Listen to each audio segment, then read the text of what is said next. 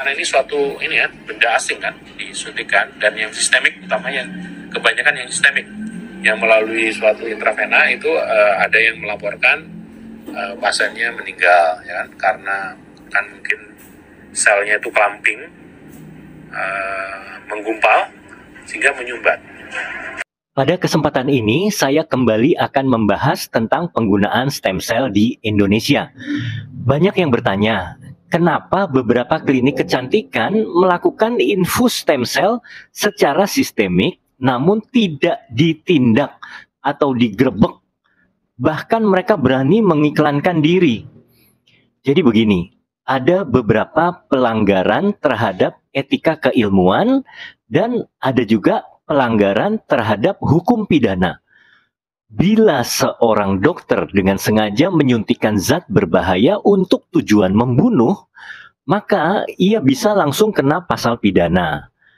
Namun, terapi stem cell di klinik kecantikan bukanlah pelanggaran pidana, melainkan pelanggaran etik keilmuan. Nah, tapi sebelumnya ada 2 klinik juga, yaitu di Kemang dan di Senayan, yang digerebek karena menggunakan stem cell ilegal dari luar negeri. Kalau ini memang polisi bisa melakukan penggerebekan karena barangnya yang dijual itu betul-betul ilegal. Namun akhir-akhir ini laboratorium stem cell yang legal yang ada di Indonesia diam-diam juga melakukan penjualan kepada klinik kecantikan. Stem cell yang dijual adalah stem cell alogenik atau berasal dari sumber orang lain yang harganya memang bisa mencapai ratusan juta rupiah. Namun, kalau saya tanyakan kepada mereka, mereka tetap berpegang pada aturan Kemenkes, yaitu menarik biaya hanya untuk pengolahan stem cell-nya itu sendiri saja, sedangkan kebijakan terapinya tentunya harus patuh pada peraturan Kementerian Kesehatan, yaitu Kepmenkes nomor 32 tahun 2014 tentang penetapan rumah sakit yang berwenang untuk melakukan terapi stem cell secara sistemik. Jadi sampai saat ini, penggunaan sel punca atau stem cell yang dilaksanakan masih pada tahap penelitian berbasis pelayanan. Itu dilakukan di rumah sakit yang telah mendapatkan penetapan dari Menteri Kesehatan atau dilakukan di klinik utama atau di rumah sakit yang telah bekerja sama dengan rumah sakit yang sudah mendapatkan penetapan dari Menteri Kesehatan. Jadi di sini saya mau katakan bahwa walaupun pemrosesan stem cell di Indonesia oleh laboratorium itu sudah legal, namun penggunaannya tetap tidak boleh sembarangan.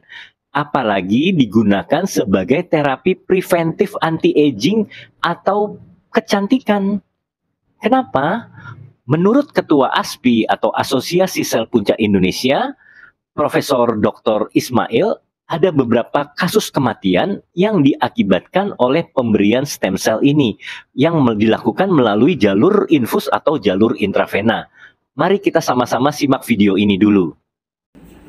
Karena ini suatu benda asing kan disuntikan, dan yang sistemik utamanya kebanyakan yang sistemik yang melalui suatu intravena itu ada yang melaporkan pasiennya meninggal ya kan, karena kan mungkin selnya itu clumping, menggumpal sehingga menyumbat. Nah, jadi sekali lagi terapi stem cell ini masih dalam tahap penelitian, namun banyak oknum yang demi meraup keuntungan melakukan jual beli terapi stem cell dengan melanggar aturan yang ada. Disinilah pentingnya peran organisasi profesi untuk melindungi masyarakat Indonesia dari praktik-praktik yang melanggar etik dan keilmuan, dan itu merugikan masyarakat.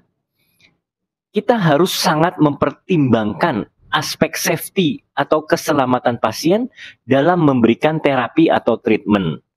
Treatment stem cell bukan terapi gagah-gagahan atau keren-kerenan untuk menghasilkan banyak uang di klinik kecantikan. Tolong netizen memahami benar supaya masyarakat Indonesia tidak bodoh, tidak dibodohi oleh terapi-terapi pseudoscience yang tidak bermanfaat, namun malah berisiko terhadap kesehatan kita, baik jangka pendek maupun jangka panjang.